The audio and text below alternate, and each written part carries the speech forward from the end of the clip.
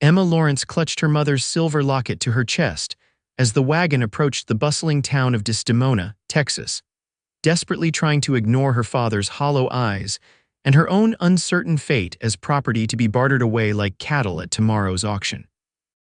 The year was 1878, and the unforgiving Texas sun beat down upon the Lawrence family's weathered wagon as it creaked along the dusty road leading into Desdemona. The once prosperous cattle town had seen better days since the railroad had bypassed it 3 years prior, but it still maintained enough commerce to support the dozen saloons, general stores, and other establishments that lined its main thoroughfare.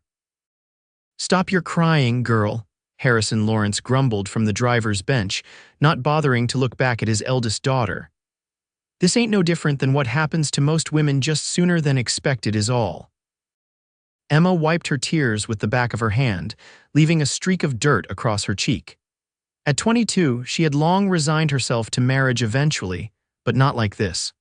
Not sold to cover her father's gambling debts to the most notorious man in the county.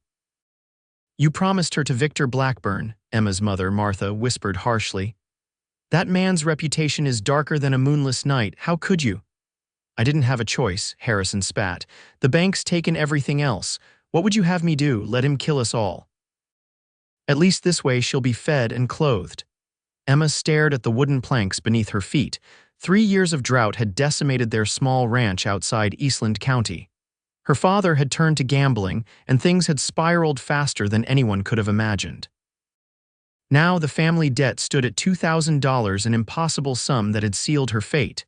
"Pull yourself together," her father commanded as they approached the town's outskirts. "We'll be staying at Widow Miller's boarding house tonight. Tomorrow at noon it'll all be settled."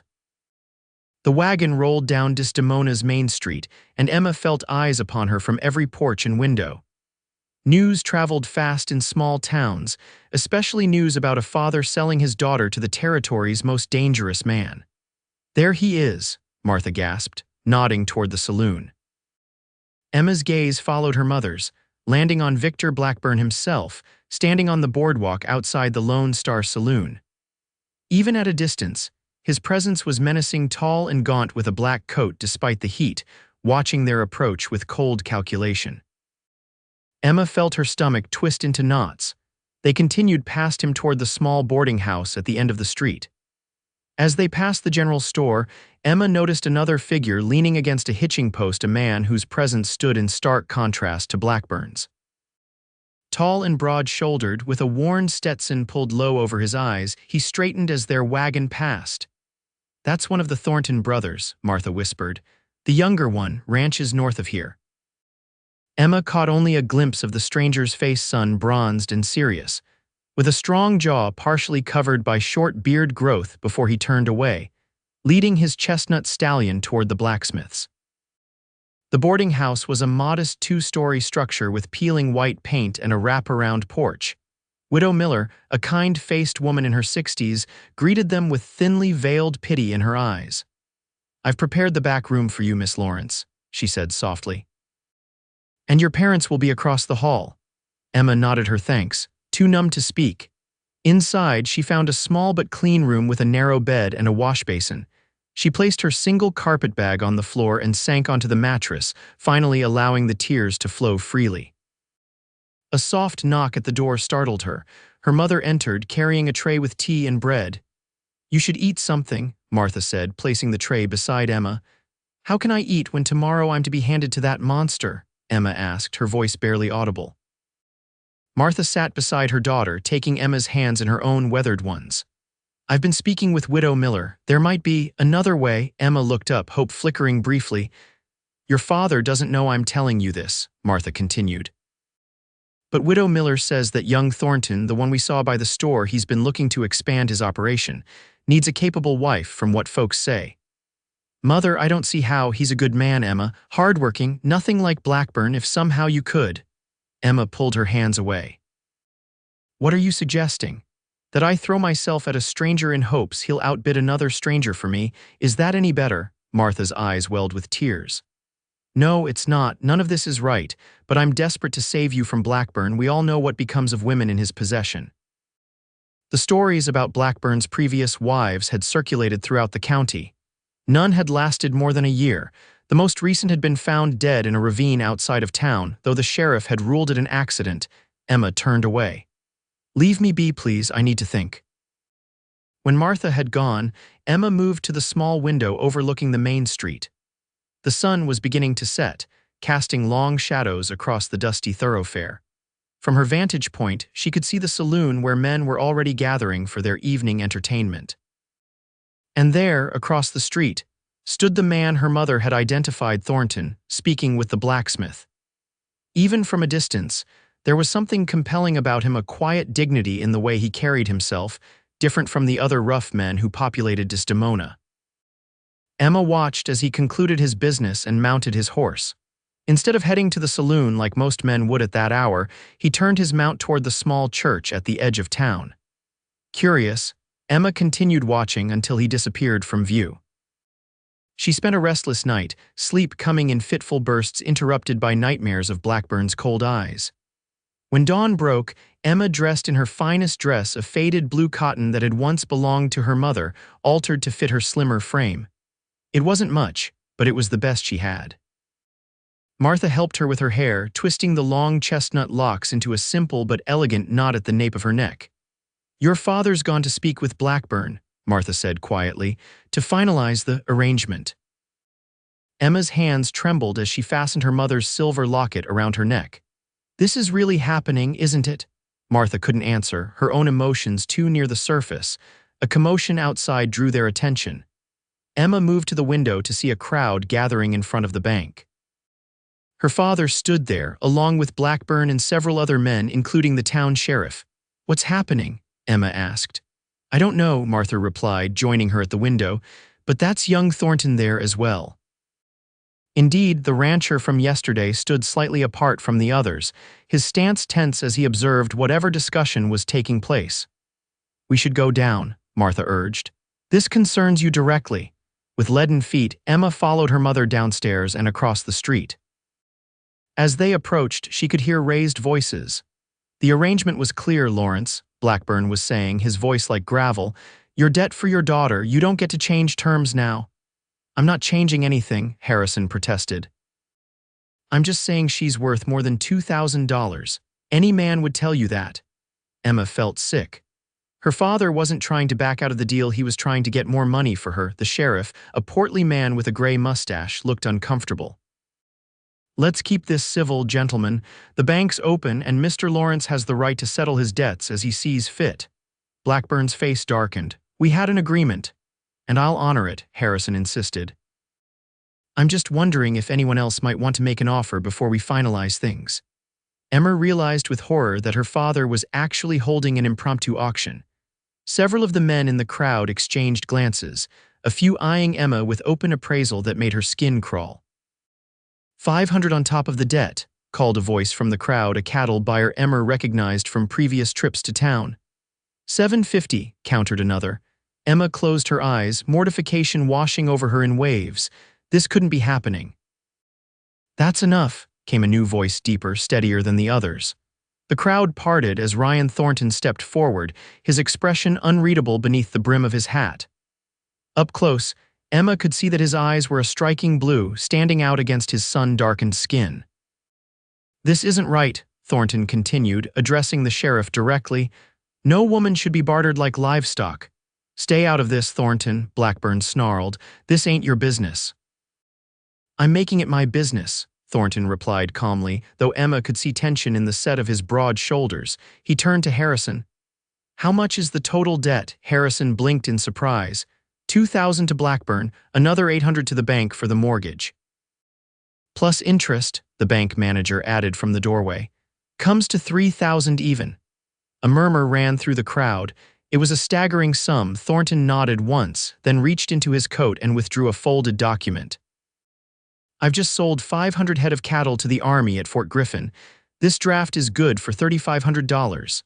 He handed the paper to the bank manager, who examined it carefully before nodding in confirmation. "I'll cover the Lawrence debt in full," Thornton announced. "All of it." Blackburn stepped forward, hand hovering near the pistol at his hip. "Now wait just a minute, it's a legitimate offer," the sheriff interrupted. "More than fair, I'd say.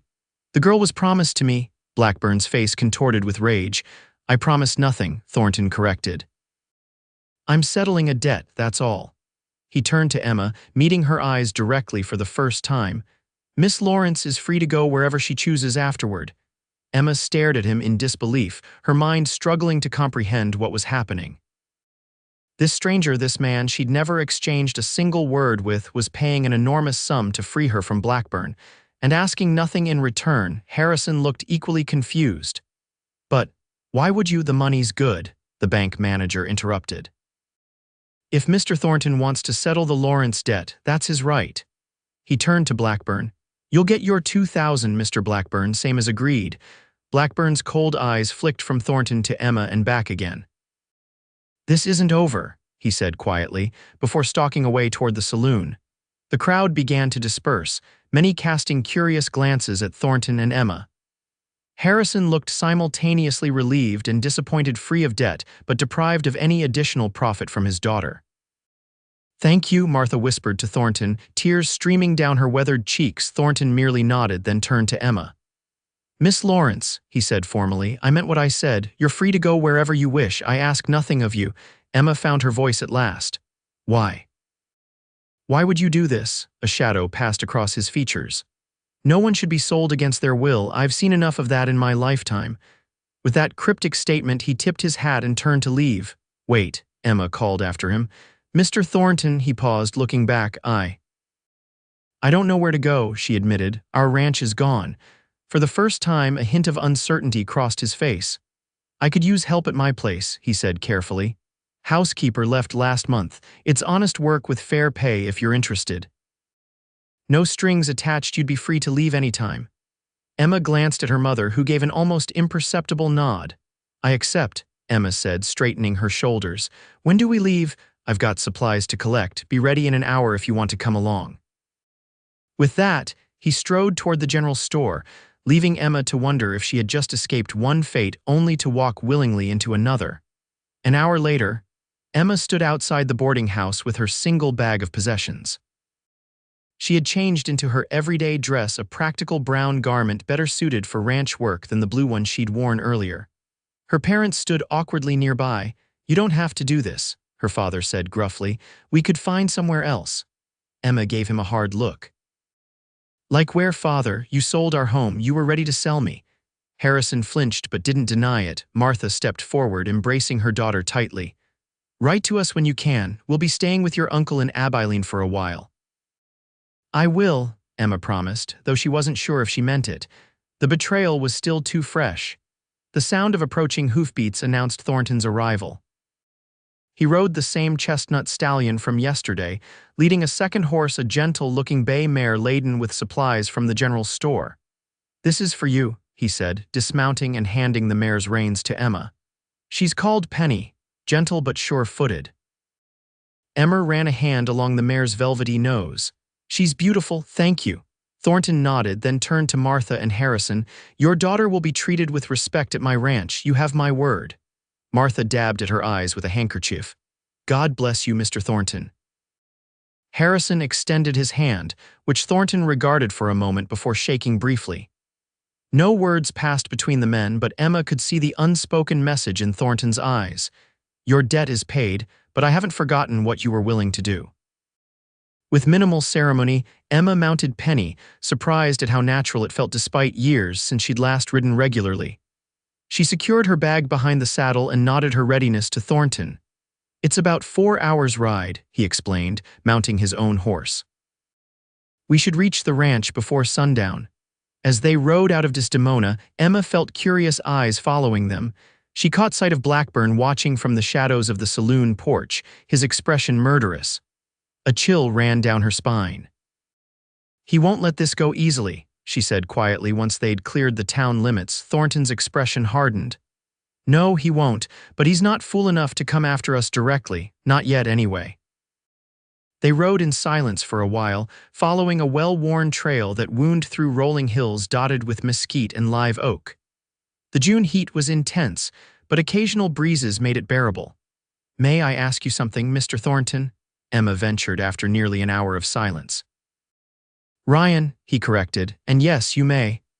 Why did you really help me? $3,500 it's a fortune. He considered her question for several moments before answering. My mother was Creek Indian, he said finally. My father was a white settler who fell in love with her. They had a good marriage, but I saw how others treated her like property, not a person, when I heard what was happening with you. He shrugged. I couldn't stand by. But you didn't even know me. Didn't need to. No one deserves what Blackburn had planned. Emma shuddered. What exactly is his business? I've heard rumors, but best not to dwell on it, Ryan replied grimly. He deals in misery, gambling, liquor, women, things no decent person should be involved with. They rode another mile before Emma spoke again. You mentioned a housekeeper who left, was she? Mrs. Abernathy.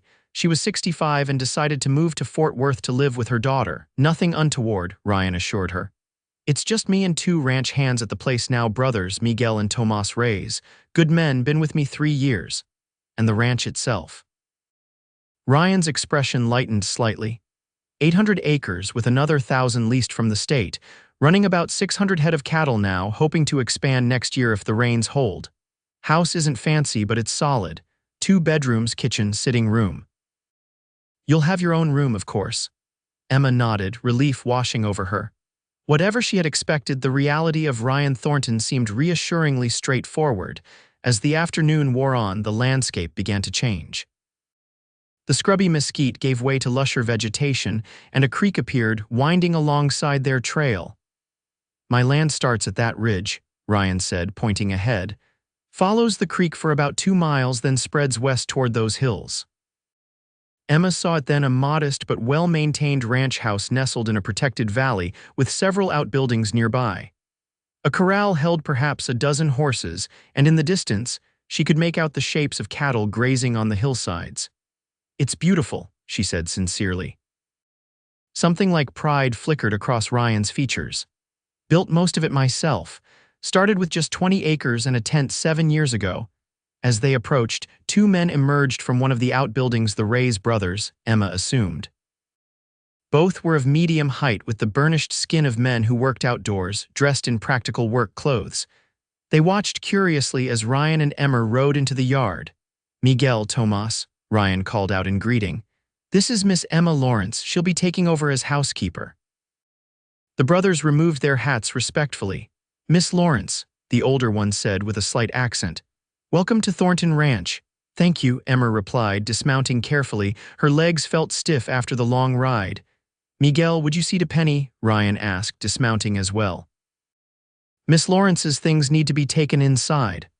Of course, Chief, Miguel answered. Taking the mare's reins, Ryan retrieved Emma's bag and gestured toward the house. I'll show you around. The ranch house was surprisingly comfortable inside, with solid furniture and clean, if somewhat sparse, decor. The sitting room held a stone fireplace, 2 leather chairs, and a small bookshelf filled with well-worn volumes. The kitchen was spacious, with a large wood stove and ample storage. Your room is through here, Ryan said, leading her down a short hallway. He pushed open a door to reveal a modest but pleasant bedroom with a single bed, dresser, and small desk beneath a window that overlooked the creek. It's lovely, Emma said, genuinely impressed. She had expected far more rustic accommodations. Ryan placed her bag on the bed. Bathrooms out back, we've got running water from the creek, but it's still an outhouse, I'm afraid. Mrs. Abernathy left some things in the dresser, aprons and such. Help yourself to whatever fits. He hesitated in the doorway. I'll give you time to settle in. Supper's usually at 6, but I expect you're tired from the journey. Don't feel obligated to cook tonight. No, I'd like to, Emma insisted. It's the least I can do, considering everything. Ryan nodded. There's plenty in the pantry. Miguel's wife sends over tortillas and tamales every few days, but otherwise, we've been making do with beans and whatever game the boys bring in. After he left, Emma sat on the edge of the bed, finally allowing herself to process the day's events. That morning, she had awakened expecting to become Victor Blackburn's unwilling wife, essentially his slave. Now she was in a comfortable room on a prosperous ranch, employed by a man who seemed decent and honorable. It was almost too much to believe. Part of her kept waiting for the other boot to drop, for Ryan Thornton to reveal some hidden agenda or expectation. But the more she thought about it, the more she believed his explanation. His actions spoke of a man with strong principles, not ulterior motives. Emma unpacked her few belongings: 2 dresses, undergarments, a nightgown, her mother's Bible, and a small leather-bound journal. The dresser, as Ryan had mentioned, contained several aprons, a shawl, and some other practical items left by Mrs. Abernathy. All would need taking in to fit Emma's slimmer frame, but they would serve for now. After washing up using the basin and pitcher provided, Emma made her way to the kitchen to prepare supper. The pantry was indeed well-stocked. Flour, beans, rice, coffee, sugar, and various preserved foods lined the shelves. A small icebox contained bacon, eggs, and a chunk of venison. By 6 o'clock, Emma had prepared a simple but hearty meal of venison stew, cornbread, and stewed apples for dessert. She set the large kitchen table for 4, uncertain whether the Ray's brothers would be joining them. Ryan appeared in the doorway, freshly washed, his dark hair still damp. He had changed into a clean shirt, and without his hat, Emma noticed for the first time how his eyes crinkled slightly at the corners, evidence of long days squinting in the Texas sun. "Something smells wonderful," he said, genuine appreciation in his voice. "Just a simple stew," Emma replied. "I wasn't sure if Miguel and Tomas would be joining us. They usually take their meals in their quarters," Ryan explained. "Miguel's wife packs their lunches. They'll join us occasionally, especially in winter." Emma nodded, removing 2 of the place settings. As she and Ryan sat down to eat, an awkward silence fell between them. "I feel I should thank you again," Emma said finally. "What you did today, I don't know how I'll ever repay such kindness." Ryan looked uncomfortable with her gratitude. "There's nothing to repay. I didn't do it expecting anything in return. Even so, it was extraordinary." Emma hesitated. "May I ask what you were doing in Desdemona? It seems providential that you were there today of all days." Ryan broke off a piece of cornbread. "I was there to collect payment for the cattle sale and to pick up supplies, but I'd heard talk about Blackburn and your father's arrangement. News travels fast in these parts. And you decided to intervene, just like that." "Not exactly." He set down his fork. "I spent the night praying on it.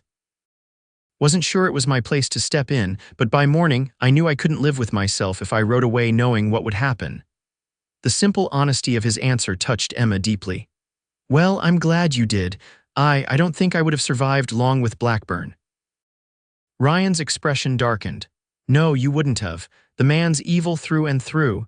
They ate in silence for a few minutes before Ryan spoke again. "Your cooking is excellent. Mrs. Abernathy's talents ran more toward quantity than quality." Emma smiled, pleased by the compliment. "My mother made sure I knew my way around a kitchen. She always said a woman should be able to make something out of nothing." "A useful skill on the frontier," Ryan agreed. "What other talents do you have, Miss Lawrence?" "Emma, please," she corrected. "I can so decently well. I've kept accounts for our ranch, what little there was to keep in recent years. I can read and write, and I know basic nursing." "All valuable skills here," Ryan said with approval. "We're far from town and injuries are common in ranch work. As for your duties—" He cleared his throat. "I expect breakfast at sunrise and supper at dusk. Midday, we usually fend for ourselves. The house needs regular cleaning, of course, and there's mending and laundry, but you'll have time to yourself as well. I'm not a taskmaster." "That seems more than fair," Emma replied. "When would you like me to start?" "Tomorrow's soon enough. You should rest tonight." After they'd finished eating, Ryan insisted on helping with the dishes, a gesture that surprised Emma. Her father had never lifted a finger for women's work. "This isn't necessary," she protested as Ryan rolled up his sleeves at the wash basin. "Been doing it myself for weeks," he countered. "One more night won't hurt." As they worked side by side, Emma stealing glances at his profile, she wondered about this unusual man who seemed to defy all her expectations of what a frontier rancher should be. "Do you have family, Mr. Ryan?" she asked. A shadow passed across his face. "Not anymore. My parents died when I was 16, no siblings." "I'm sorry," Emma said softly. "That must have been difficult. It was a long time ago." The finality in his tone suggested he didn't wish to elaborate. When the kitchen was clean, Ryan excused himself to check on the livestock one last time before retiring. Emma sat alone in the kitchen for a while, listening to the unfamiliar sounds of her new home, the gentle creaking of the house. the distant lowing of cattle, the rhythmic chirping of crickets outside.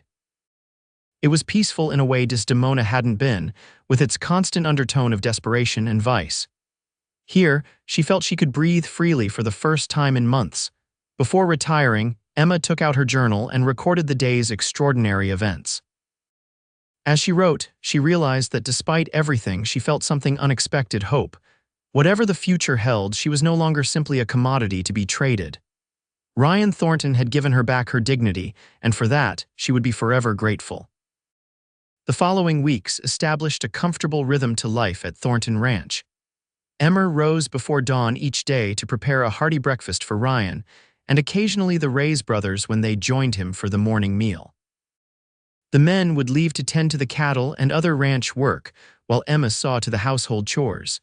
She took pride in transforming the bachelor quarters into a proper home. She scrubbed floors, washed windows, beat rugs, and generally brought order to rooms that had clearly lacked a woman's touch for too long. She found satisfaction in the simple routine, especially knowing that her efforts were genuinely appreciated. Ryan, she discovered, was a man of few words but consistent actions. He never failed to thank her for meals, noticed improvements she made around the house, and always treated her with unfailing respect. They settled into an easy companionship, sharing meals and occasional conversation in the evenings before Ryan would retire to his ledgers or Emma to her mending. June turned to July, bringing even more intense heat to the Texas plains. The creek that ran through the property became a vital refuge, its waters cool even in the scorching afternoons. Emma often took advantage of a secluded bend in the creek to bathe during the hottest part of the day when the men were far from the house. It was during one such afternoon, nearly 3 weeks after her arrival, that Emma first sensed she was being watched. She had just finished washing and was dressed again in her everyday work clothes, her damp hair loose down her back when a twig snapped nearby. "Who's there?" She called, reaching for the small knife she'd taken to carrying. Ryan emerged from the trees, looking embarrassed. "I'm sorry, I didn't mean to startle you. I thought I saw tracks by the creek, been having trouble with coyotes getting to the chickens." Emma relaxed slightly, though her heart still pounded. "It's all right. I was just heading back to the house." Ryan nodded, his eyes briefly taking in her damp hair before quickly looking away. "There's a patch of blackberries ripening on the south ridge. Thought you might like to know for pie or preserves." "Thank you, I'll check them tomorrow," Emma replied, wondering at the slight flush on Ryan's tan cheeks. An awkward silence fell between them before Ryan cleared his throat. "I should get back to the north pasture. Miguel thinks one of the heifers might calve early." As he turned to leave, Emma called after him. "Ryan," he paused, looking back. "Would you like blackberry pie for supper?" A slow smile spread across his face, a rare sight that transformed his usually serious features. "That would be mighty fine, Emma. Mighty fine indeed." Later that afternoon, as Emma gathered blackberries in a borrowed straw hat and one of Mrs. Abernathy's modified aprons, she found herself humming a tune her mother used to sing. For the first time since leaving Desdemona, she allowed herself to consider her feelings about Ryan Thornton. He was undeniably handsome in a rugged, unpolished way. His hands were rough from work, his face weathered by sun and wind, but his eyes held a kindness she'd rarely seen in men. He was fair with his workers, generous with his resources, and unfailingly respectful toward her. But most importantly, he had asked nothing of her beyond the duties they'd agreed upon. No suggestive comments, no accidental touches, no expectations beyond her role as housekeeper. It was refreshing and, if she was honest with herself, a little disappointing. Emma paused, surprised by her own thoughts. Was she actually hoping for more from Ryan? The idea was both thrilling and terrifying. After nearly being sold to Blackburn, she had sworn to guard her independence fiercely. Yet here she was, picking berries and wondering if Ryan's quick glances and rare smiles meant something more. That evening, the blackberry pie was met with enthusiastic appreciation. Ryan took a second helping, something he rarely did with desserts. "This might be the best pie I've ever tasted," he declared, setting down his fork. Emma smiled, pleased by his reaction. "My mother's recipe, the secret is a touch of cinnamon with the berries." "Well, it's exceptional." Ryan hesitated, then added, "Speaking of exceptional things, I've been meaning to tell you what a difference you've made around here. The house hasn't been this comfortable since, well, ever." Emma felt warmth spread through her chest at his praise. "I've enjoyed making it so. It's a lovely home."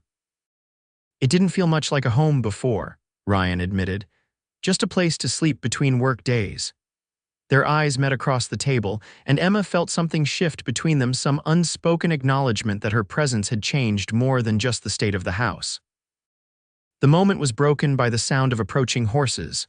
Ryan frowned, rising to look out the window.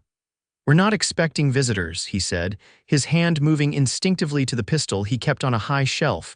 Emma joined him at the window.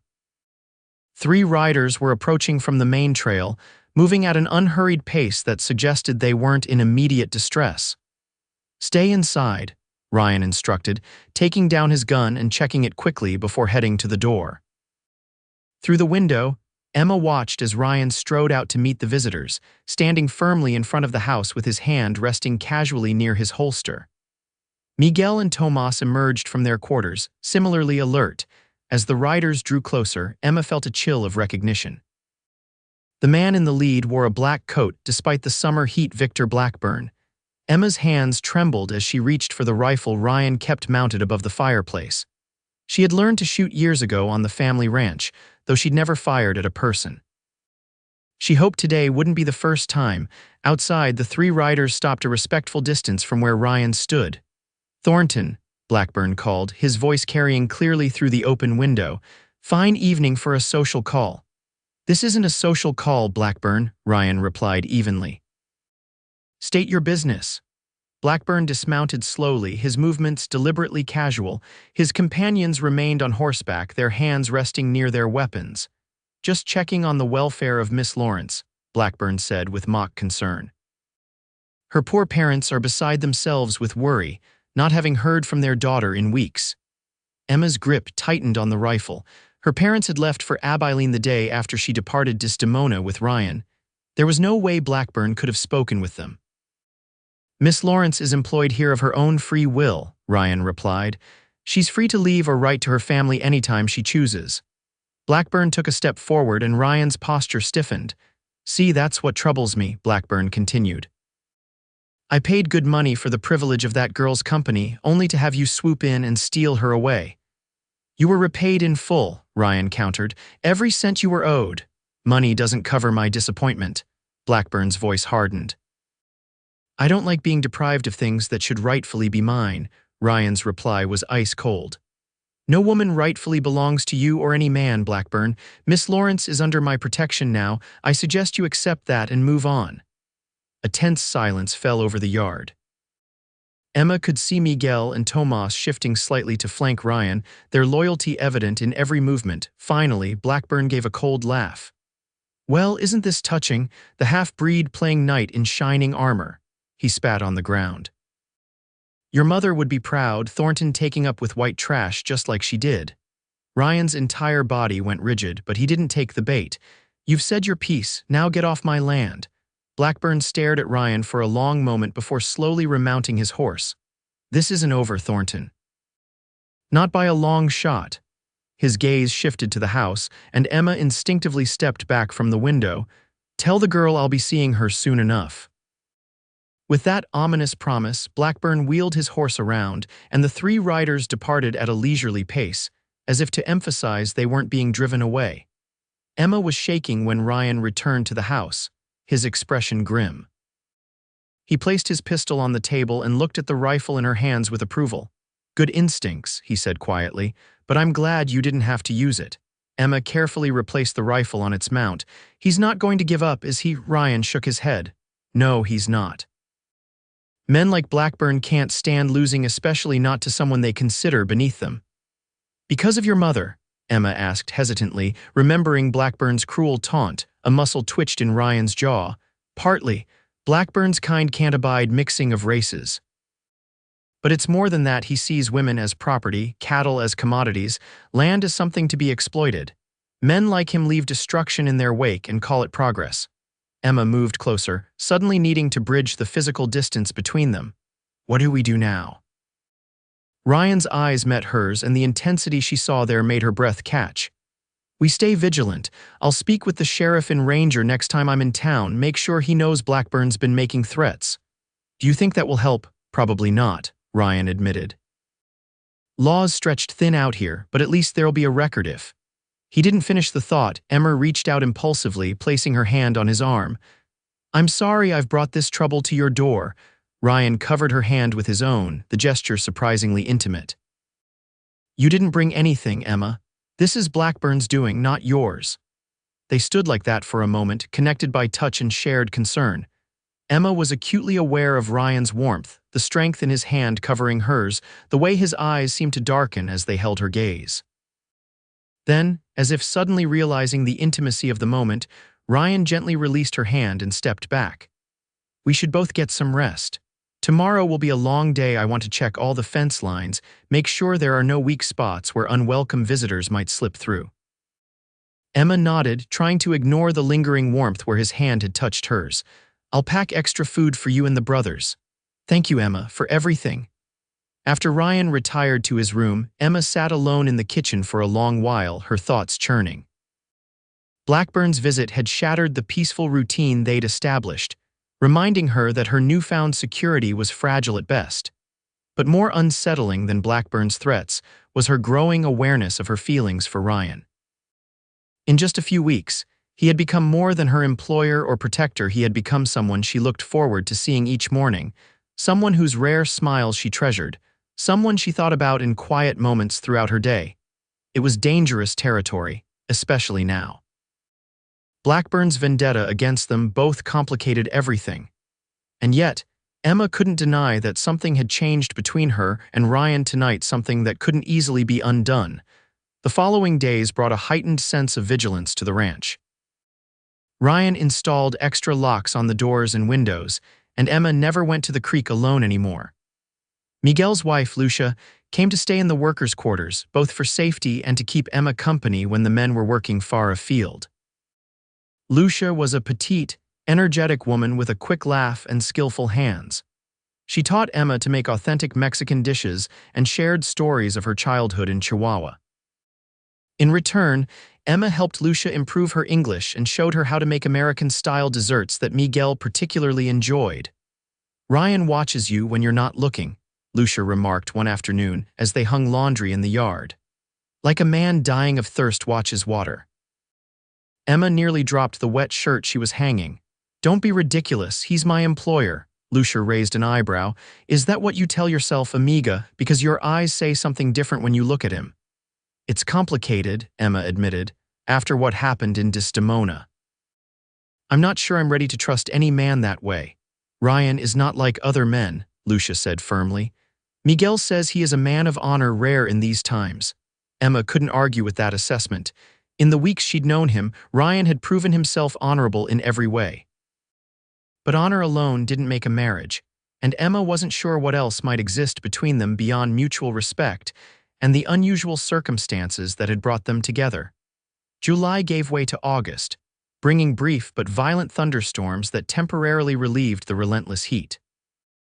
During one such storm, Emma was alone in the house, Ryan and the brothers having ridden out at dawn to move cattle to higher ground before the creek flooded.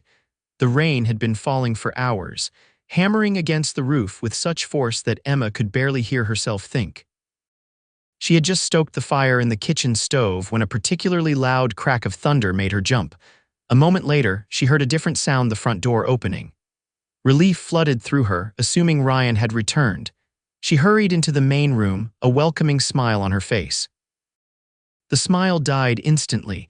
Standing in the doorway, dripping rainwater onto the floor, was Victor Blackburn. "Good afternoon, Miss Lawrence," he said with a cold smile. "Afraid I got caught in the storm. Mind if I dry off a bit?" Emma backed away, her hand instinctively reaching for the nearest weapon, a heavy iron poker by the fireplace. "Mr. Thornton isn't here," she said, trying to keep her voice steady. "I'm counting on that," Blackburn replied, closing the door behind him. "Saw him and his Mexican friends heading toward the north pasture hours ago. Figured you and I were overdue for a private conversation." Emma raised the poker defensively. "We have nothing to discuss. Please leave." Blackburn's eyes narrowed, Put that down, girl. I'm not here to hurt you yet. Just want to make you understand your situation. My situation is perfectly clear, Emma retorted, her fear giving way to anger. I'm employed here legally. You have no claim on me. Is that what Thornton's been telling you? Blackburn laughed. Your father signed papers, girl. Papers that give me certain rights where you're concerned. Emma's stomach clenched. You're lying. The debt was paid in full. The bank debt, yes, but your father and I had a private arrangement, one that money alone doesn't settle. He took a step forward. You were promised to me and I intend to collect what's mine. Emma raised the poker higher. Don't come any closer. Blackburn's hand moved to his coat and Emma saw the gleam of a pistol. Drop it or I'll put a bullet in that pretty head of yours. For a terrifying moment, Emma considered her options. She could try to fight, but Blackburn was armed and clearly dangerous. She could scream, but there was no one to hear over the storm. Reluctantly, she lowered the poker. Smart girl, Blackburn said, though he kept his pistol trained on her. Now, here's what's going to happen. You're going to pack your things nice and quiet. Then you're coming with me to Desdemona, where you'll fulfill your father's obligation. And if I refuse? Emma asked, though she already knew the answer. Blackburn's smile was chilling. Then I come back with more men and burn this place to the ground with Thornton and his Mexican friends inside. The threat struck Emma like a physical blow. She had no doubt Blackburn would follow through, and the thought of Ryan or the Rays' family suffering because of her was unbearable. Why are you doing this? She asked, desperately trying to buy time. There are other willing women in Desdemona. This isn't about women, Blackburn sneered. It's about what's mine. No half-breed upstart gets to steal from Victor Blackburn and live to tell about it. Just then, something caught Emma's eye through the window movement in the yard. Hope surged through her as she recognized Ryan's chestnut stallion. He must have returned early because of the storm. Blackburn, his back to the window, didn't notice. You have 2 minutes to gather your things, he continued. Then we're leaving, rain or no rain. I'll need longer than that, Emma argued, trying to keep his attention focused on her rather than the window. And I can't travel in this whether I'll catch my death. Better that than what will happen if you don't come quietly, Blackburn threatened, gesturing with his pistol. 1 minute, no more. Emma saw Ryan dismount just outside the barn, unaware of the danger inside the house. She needed to warn him somehow. An idea struck her. At least let me make some coffee before we go, she said, to ward off the chill. Blackburn looked suspicious but nodded. Fine, but no tricks. Emma moved toward the kitchen, Blackburn following a few paces behind, his pistol still aimed at her. The kitchen window faced the barn, giving her a clear view of Ryan unsaddling his horse. As she filled the coffee pot with water, Emma deliberately knocked a tin cup to the floor with a loud clatter. Then, as she bent to retrieve it, she glanced out the window and saw Ryan look up at the sound. Their eyes met through the rain-streaked glass. Emma gave a slight shake of her head, hoping he would understand the warning. Ryan's expression changed instantly from curiosity to alarm. He dropped the saddle and reached for his rifle. Hurry up with that coffee, Blackburn snapped. The stove's gone nearly cold, Emma replied, trying to sound calm while her heart hammered in her chest. It'll take a few minutes to heat up. She busied herself adding wood to the stove, all while keeping one eye on the window. Ryan had disappeared from view, presumably circling around to approach the house from another direction. Time's up, Blackburn said suddenly. We're leaving now, coffee or no coffee. He grabbed Emma's arm roughly, dragging her toward the front of the house. Emma struggled against his grip, hoping to delay him long enough for Ryan to intervene. Let go of me, she shouted, abandoning all pretense of cooperation. Shut your mouth, Blackburn hissed, raising his pistol as if to strike her with it. The front door crashed open before he could complete the motion. Ryan stood in the doorway, his rifle leveled at Blackburn's chest, rain dripping from his hat and coat. Take your hands off her, Ryan commanded, his voice deadly quiet. Blackburn reacted instantly, yanking Emma in front of him as a shield and pressing his pistol to her temple. Back away, Thornton, or I'll kill her right now. Emma could feel Blackburn's breath on her neck, his arm like an iron band around her waist. She met Ryan's eyes, seeing both fury and fear in their blue depths. Let her go, Blackburn, Ryan said evenly, though Emma could hear the strain beneath his controlled tone.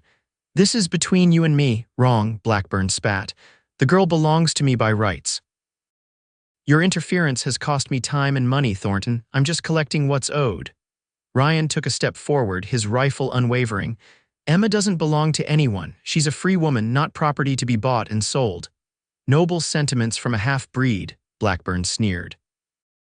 Is that why you took her in? To save the poor white girl from the big bad wolf, or have you been enjoying her yourself? Emma felt Ryan's gaze shift to her briefly, a wordless question in his eyes. She gave a tiny nod, understanding what he needed to know, that she trusted him completely. In that moment of silent communication, Blackburn's grip loosened fractionally. Emma seized the opportunity, driving her elbow hard into his stomach and twisting away from the pistol. Ryan fired in the same instant. The bullet struck Blackburn in the shoulder, causing him to stumble backward with a howl of pain. His pistol discharged as he fell, the bullet splintering the wood of the ceiling. Emma scrambled away as Ryan advanced, keeping his rifle trained on Blackburn, who lay clutching his bleeding shoulder. "You shot me, you bastard," Blackburn gasped. "Be grateful I aimed for your shoulder," Ryan replied coldly. "I was sorely tempted to put that bullet between your eyes." The sound of galloping horses announced the arrival of Miguel and Tomas, who burst into the house with weapons drawn, having heard the gunshots from the trail. "Jeef," Miguel exclaimed, taking in the scene. "Que paso?" "Our friend Mr. Blackburn paid an unwelcome visit," Ryan explained, not taking his eyes off the wounded man. "Tomas, ride to Ranger and fetch Sheriff Hayes. Tell him we've got a trespasser who assaulted Miss Lawrence at gunpoint." Tomas nodded and hurried out while Miguel moved to secure Blackburn's weapon. Emma stood trembling by the fireplace, the full impact of what had just happened finally hitting her. Ryan glanced at her, concern evident in his expression. "Are you hurt?" he asked quietly. Emma shook her head. "No." "He didn't. He was going to take me back to Desdemona." "That's not going to happen," Ryan said firmly. "Not today, not ever." Miguel had bound Blackburn's hands behind his back and was now tying his feet as well, ignoring the man's curses and threats. "The sheriff won't side with you, Thornton," Blackburn spat. "Not against a white man." "Sheriff Hayes is a fair man," Ryan replied, "and attempted kidnapping and assault are serious charges no matter who commits them." Once Blackburn was secured, Ryan instructed Miguel to keep watch while he led Emma to the kitchen, away from their prisoner's hateful glare. In the relative privacy of the kitchen, Emma finally allowed herself to break down. Tears streamed down her face as Ryan gently guided her to a chair. "I was so afraid," she whispered. "Not just for myself, but for you. He threatened to burn the ranch, to kill all of you if I didn't go with him." Ryan knelt before her, taking her trembling hands in his. "You were incredibly brave, Emma. The way you warned me through the window, how you fought back at exactly the right moment." Emma looked into his eyes, seeing something there she hadn't allowed herself to recognize before, not just concern or admiration, but something deeper, more profound. "I couldn't bear it if anything happened to you because of me," she said softly. Ryan's hands tightened around hers. "Nothing that's happened is your fault, none of it." He hesitated, then added, "And there's nothing I wouldn't do to keep you safe." The intensity of his words hung in the air between them. Emma was acutely aware of how close he was, of the warmth of his hands enveloping hers, of the way his eyes seemed to search her face as if memorizing every detail. Before either could speak again, Miguel appeared in the doorway. "Rider coming," he announced. "It's Sheriff Hayes with Tomas. They made good time." Ryan reluctantly released Emma's hands and stood. "Stay here," he said gently. "I'll handle this." Sheriff Hayes was a tall, lean man with a graying mustache and the weathered face of someone who'd spent decades in the Texas sun. He listened carefully as Ryan explained the situation, occasionally glancing at Blackburn, who had been moved to a chair in the main room. "Miss Lawrence," the sheriff said, turning to Emma, who had joined them despite Ryan's request to remain in the kitchen. "I'll need your account of what happened here today." Emma recounted the events as clearly as she could, from Blackburn's unexpected arrival to his threats against her and the ranch. Hayes nodded gravely when she finished. "Serious accusations, Miss Lawrence, but knowing Blackburn's reputation, I'm inclined to believe every word." He turned to the wounded man. "Victor Blackburn, I'm placing you under arrest for trespassing, assault, and attempted kidnapping." "This is an outrage," Blackburn snarled. The girl was promised to me. I have papers. No legal document can buy or sell a free citizen, Hayes interrupted. Whatever arrangement you had with her father died the moment Thornton settled the debt. Blackburn's eyes burned with hatred as he looked from the sheriff to Ryan. This isn't over, not by a long shot. Actually, it is, Hayes replied. You've been warned off this property before. You came back armed and threatened these folks. That's enough to put you away for a good long while. With Miguel and Tomas's help, the sheriff secured Blackburn on his horse for the journey back to Ranger. Before leaving, Hayes pulled Ryan aside for a private word. Emma watched from the porch as the two men spoke, their expressions serious. When the sheriff finally rode away with his prisoner, Ryan remained standing in the yard, his face troubled. What did he say to you? Emma asked when Ryan returned to the porch. Ryan sighed heavily. Hayes knows Blackburn has friends in high places. He'll do his best to keep him locked up, but he can't promise for how long. So this could happen again. Emma's voice trembled slightly. Ryan's expression hardened with resolve. No, it won't. He turned to face her fully. Emma, there's something I need to ask you, and I want you to know it has nothing to do with what happened today. Emma's heart began to race at the seriousness of his tone. What is it? Ryan took a deep breath. I've been wanting to ask this for weeks now, but I didn't want you to feel pressured or obligated in any way, especially given how we met. He took her hands in his, much as he had in the kitchen earlier. Emma Lawrence, these past weeks with you have been the happiest of my life. You've brought warmth and light to this place that I never knew was missing. I find myself thinking about you from sunrise to sunset and dreaming about you in between. Emma felt tears welling in her eyes as Ryan continued, his voice growing more confident with each word. I know it hasn't been long, and I know the timing is far from ideal, but I can't wait any longer. I love you, Emma. I think I've loved you since that first day in Desdemona when you stood with your head held high despite everything. I'm asking if you would do me the extraordinary honor of becoming my wife not out of necessity or protection, but because you might, someday, come to feel for me what I feel for you. Emma was speechless for a moment, overwhelmed by his declaration. Ryan misinterpreted her silence, his expression falling.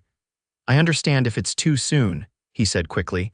Or if you don't. Emma stopped his words by placing her fingers gently against his lips. Ryan Thornton, you gave me freedom when my own family would have sold me into bondage. You've shown me nothing but respect and kindness from the moment we met. How could I not love you? Joy transformed Ryan's features as her meaning registered. Is that a yes?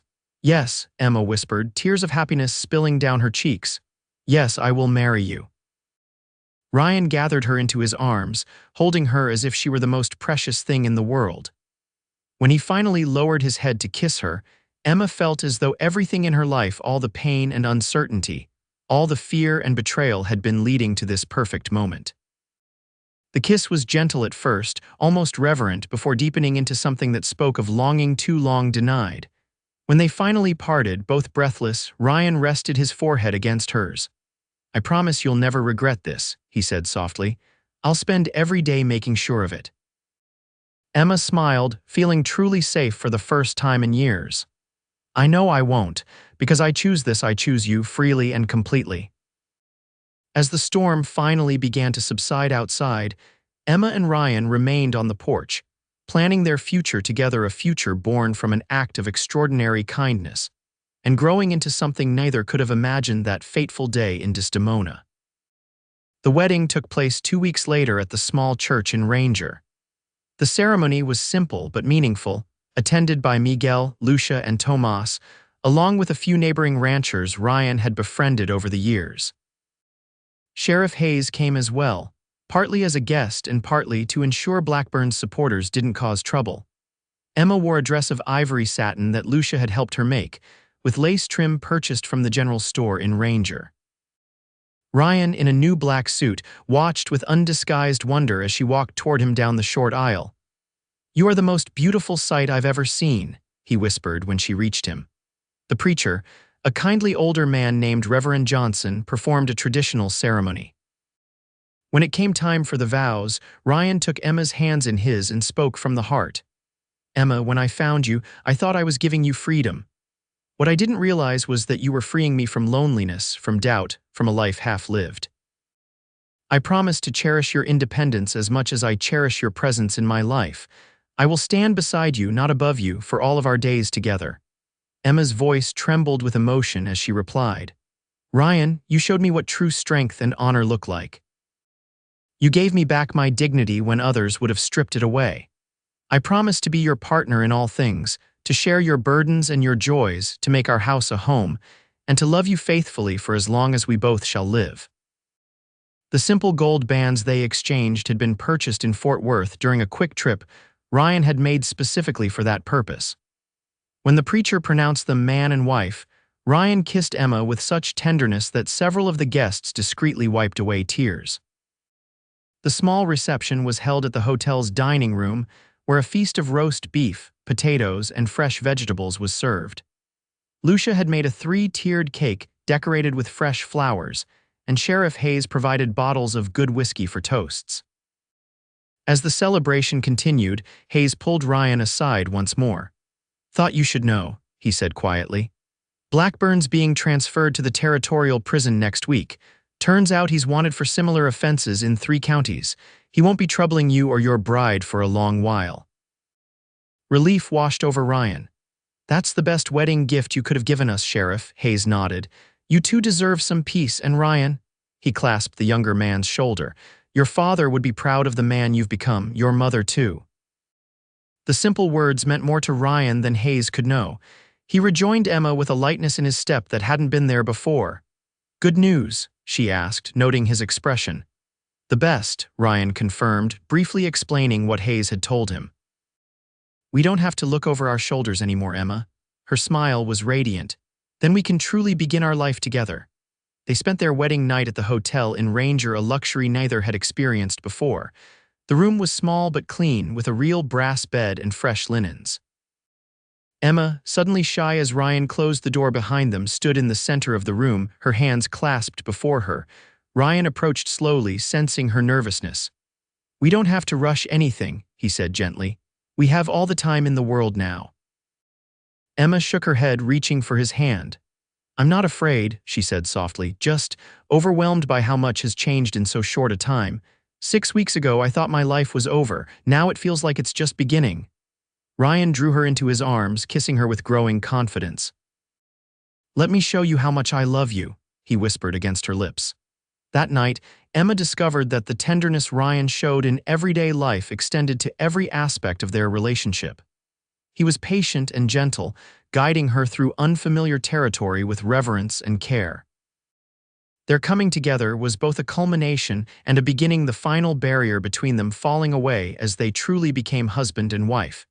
Afterward, as Emma lay in Ryan's arms, watching the moonlight filter through the thin curtains, she felt a sense of peace she hadn't known was possible. "What are you thinking?" Ryan asked, his fingers tracing lazy patterns along her bare shoulder. "That I've never been so happy," Emma replied honestly, "and that I can't wait to go home tomorrow, our home." Ryan's arm tightened around her. "I've been thinking about that. The house is fine for now, but I'd like to expand it someday. Add a proper parlor, maybe another bedroom or 2. For children?" Emma asked, lifting her head to see his expression. Ryan's smile was tender. "If we're blessed that way, yes. I'd like a family with you, Emma. A big one if you're willing." "I'd like that too," she said, settling back against his chest. "Very much." They returned to the ranch the following day to find a surprise waiting for them. Miguel, Tomas, and Lucia had decorated the house with wildflowers and ribbons. A new sign hung over the front door. "Thornton Ranch ESD 1871, renewed 1878. We wanted to welcome La Senora properly," Miguel explained, beaming with pride at their efforts. Emma hugged each of them, touched by their thoughtfulness. "It's perfect, thank you all." Life settled into a new rhythm as summer gave way to fall. Emma and Ryan worked side by side to improve the ranch, making plans for the future while enjoying their present happiness. The house gradually transformed under Emma's touch, becoming the warm, inviting home Ryan had always envisioned but never quite achieved on his own. In late October, as the first cool winds swept across the Texas plains, Emma received a letter from her mother. Martha Lawrence was living with her brother in Abilene, as planned. Harrison had found work as a stable hand, his health declining from years of hard drinking. The letter was cautiously friendly, with Martha expressing hope that Emma was well but offering no apology for what had transpired in Desdemona. "Will you write back?" Ryan asked when Emma shared the letter's contents. Emma considered the question carefully. "Yes, I think I will. Not for my father's sake, but for my mother's. She was as much a victim of his poor choices as I was in her way." Ryan nodded, understanding in his eyes. "Family is complicated, but you have a new family now, one that will never fail you." Emma's reply to her mother was polite but reserved, sharing news of her marriage and her happiness at Thornton Ranch. She included no invitation to visit, but left the door open for continued correspondence. It was all she could offer for now. Perhaps, with time, more might be possible. As November arrived, bringing with it preparations for winter, Emma discovered she was pregnant. She told Ryan one evening as they sat by the fire after supper, his account books momentarily forgotten as she shared the news. "A baby," Ryan's voice was filled with wonder. "You're sure?" Emma nodded, her hands resting protectively over her still flat stomach. "Lucia confirmed it today. She says it will be a spring child born when the wildflowers return." Ryan dropped to his knees before her chair, placing his large hands gently over hers. "A family," he whispered, his eyes suspiciously bright in the firelight. "Our family." "Are you happy?" Emma asked, though his expression left little doubt.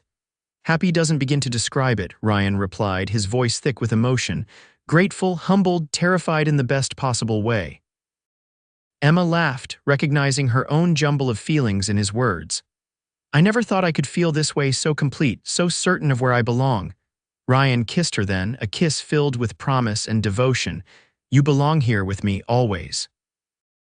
The news of Emma's pregnancy spread quickly among their small circle. Miguel and Lucia were ecstatic, Lucia immediately beginning to knit tiny garments for the coming baby. Tomas, usually reserved, presented Ryan with a beautifully carved wooden cradle he had been working on in secret. "My grandfather taught me," he explained shyly when Emma exclaimed over the craftsmanship.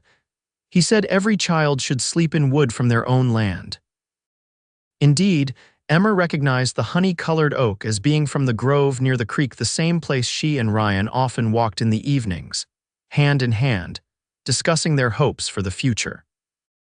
The winter of 1878-1879 was mild by Texas standards, with only occasional frost and one brief snowfall that delighted Emma.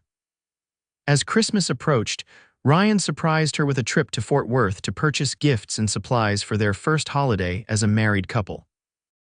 Fort Worth was the largest city Emma had ever visited, its streets bustling with activity and commerce.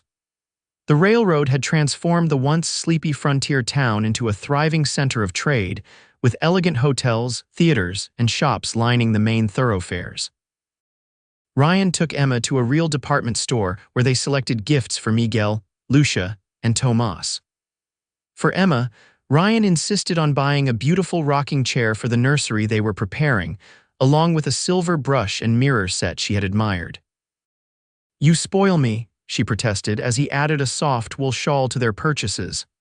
"I'm just getting started," Ryan replied with a grin. "Wait until you see what else I have planned." The else turned out to be dinner at the grandest hotel in Fort Worth, followed by a performance of A Christmas Carol at the newly built Opera House. Emma, in a new green dress that accommodated her slightly rounded figure, felt like a princess as Ryan proudly escorted her into the ornate theater. "I never imagined such luxury existed so close to home," she whispered as they took their seats. Ryan squeezed her hand. "There's a whole world out there, Emma. Someday I'd like to show you more of it. New Orleans, perhaps, or even New York." Emma looked around at the gilded surroundings, then back at her husband's handsome face. "I'd go anywhere with you, Ryan, but honestly, I'm happiest at the ranch. It's where we're building our life together." The tender look Ryan gave her was worth more than all the theaters in the world. They returned to the ranch laden with packages and new memories, ready to celebrate Christmas with their makeshift family. The holiday itself was simple but joyous, a fine meal, thoughtful gifts exchanged, carols sung around the fire. As winter gradually gave way to spring, Emma's body changed more visibly with each passing week. Ryan was endlessly fascinated by the process, placing his hands on her growing belly to feel their child's movements, reading medical texts to better understand what Emma was experiencing. "You'll be a wonderful father," Emma told him one evening as he read aloud from a book on childcare. "You already love this baby so much." Ryan set the book aside, his expression serious. "I never knew my own father well. He died when I was young, and my memories of him are complicated. I want to do better for our child." Emma reached for his hand. "You will. I know it as surely as I know my own name." April brought an abundance of wildflowers and the completion of the nursery, a small room adjacent to Ryan and Emma's bedroom that had previously been used for storage. Ryan had painted the walls a soft yellow and hung curtains Emma had sewn from cheerful floral fabric. It was in this freshly prepared room, with the scent of spring floating through the open window, that Emma's labor began on a mild evening in late April. Lucia, who had attended many births, took charge immediately, sending Tomas to fetch the midwife from Ranger while Miguel boiled water and Ryan paced anxiously outside the bedroom door. The labor was long and difficult, lasting through the night and into the following day. Ryan, allowed into the room periodically to comfort Emma, felt helpless in the face of her pain. "I can't bear to see you suffering," he whispered, wiping her forehead with a cool cloth. Emma, exhausted but determined, gripped his hand. "This is the price of joy," she managed between contractions. "And it will be worth every moment." Finally, as the sun began to set on April 25, 1879, their son entered the world with a lusty cry that immediately captivated his father's heart. "A boy," the midwife announced, placing the swaddled infant in Emma's arms after cleaning and examining him. A strong, healthy boy. Ryan stared in wonder at the tiny face, red and wrinkled with a shock of dark hair like his own. "He's perfect," he whispered, gently touching his son's cheek with one finger. "Absolutely perfect. What shall we call him?" Emma asked, her exhaustion momentarily forgotten as she gazed at their child. Ryan thought for a moment. "Thomas," he suggested, "after my father, and James for your grandfather, if that suits you." "Thomas James Thornton," Emma said, testing the name. "I think it's perfect." In the days that followed, Ryan proved to be an attentive and involved father, willing to change diapers and walk the floor with Thomas when he was fussy, giving Emma time to rest and recover. The baby thrived under their joint care, growing stronger and more alert with each passing day. "He has your eyes," Emma remarked one morning as Thomas gazed up at them, his eyes already showing hints of Ryan's clear blue. "And your determination," Ryan replied with a laugh as their son struggled persistently to raise his head. "Heaven help us when he learns to walk." Life with a newborn brought new challenges and joys to Thornton Ranch. The rhythm of days shifted to accommodate Thomas's needs, with ranch work planned around feedings and naps. Ryan often brought Thomas outside in a sling Lucia had fashioned, proudly showing his son the land that would someday be his inheritance. "This is where the best grass grows," he would explain seriously, as if the infant could understand. "And over there, that's where we'll build a bigger barn next year. You'll help me with that, won't you, son?" Emma would watch these one-sided conversations with amusement and deep contentment, marveling at how completely her life had transformed in just 1 year. From the desperate daughter of a failed rancher, nearly sold to cover her father's debts, she had become a beloved wife and mother, mistress of a prosperous ranch with a future as bright as the Texas sky.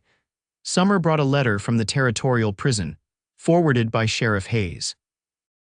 Victor Blackburn had died of a fever that swept through the facility, taking several inmates and one guard. The news brought a complex mix of emotions: relief that the threat was truly over, but also a solemn recognition of the man's wasted life. "I can't find it in my heart to rejoice at any man's death," Ryan said as they discussed the news, "but I won't pretend I'm not grateful that our family is truly safe now." Emma nodded, watching Thomas sleep peacefully in his cradle. "It feels like the final chapter of our beginning, doesn't it? Now we can look forward without shadows." And look forward they did. As Thomas grew from infant to toddler, the ranch prospered under Ryan's careful management. The cattle herd increased, the house expanded to include the parlor Ryan had promised, and their reputation for fair dealing and quality stock spread throughout the region. In the spring of 1881, Emma gave birth to their second child, a daughter they named Sarah Elizabeth, with her mother's chestnut hair and her father's determined chin. Thomas, not yet 2, regarded his sister with a mixture of curiosity and pride, solemnly declaring himself her protector. By the time their third child, Michael Harrison, arrived in 1883, Thornton Ranch had doubled in size. Ryan had purchased adjacent land when it became available, expanding their operations to include not just cattle but horses as well. Emma, besides managing their growing household, kept the ranch accounts with meticulous precision and had started a small side business selling preserves and baked goods in Ranger. Martha Lawrence visited for the first time after Michael's birth, a tentative reconciliation that became stronger over time. Harrison had died the previous winter, never having met his grandchildren. Emma found she could forgive him in death as she might not have in life, understanding that his failures had, in their way, led her to Ryan. On a warm evening in the summer of 1886, as they sat on the expanded front porch watching their 3 children chase fireflies in the yard, Ryan took Emma's hand in his. "Do you ever wonder what would have happened if I hadn't been in Desdemona that day?" he asked quietly. Emma considered the question. "Sometimes. But then I look at all we've built together, at our children, at this life we share, and I know that whatever path brought us here was the right one." Ryan's thumb traced gentle circles on the back of her hand. "8 years ago, I thought I was just settling a debt, giving you freedom. I never imagined how much you would give me in return." Emma leaned her head against his shoulder, watching as Thomas helped little Michael catch a firefly, Sarah supervising with all the authority a 5-year-old could muster. "That's what love does," she said simply. "It frees us to become more than we ever thought possible." As twilight deepened into night, Ryan and Emma called the children inside. There were baths to oversee, stories to read, prayers to say. The routines of family life, ordinary yet extraordinary in their quiet joy. Later, after the children were asleep and the house was quiet, Emma stood at the bedroom window, looking out at the land that had become so dear to her. Ryan's arms slipped around her waist, his chin resting on her shoulder. "Happy?" he asked, though he knew the answer. Emma turned in his embrace, rising on tiptoe to kiss him with the same tenderness that had marked their first kiss. "Completely," she whispered against his lips. In a time and place where women had few choices, Ryan Thornton had given Emma Lawrence the most precious gift of all, the freedom to choose her own destiny. And she had chosen him every day through hardship and joy, building a life neither could have imagined on that fateful day in Desdemona. As they stood together in the moonlight, the past receded, and the future stretched before them, bright with promise, rich with possibility, and bound together by a love that had begun with an extraordinary act of kindness and grown into something that would sustain them all the days of their lives.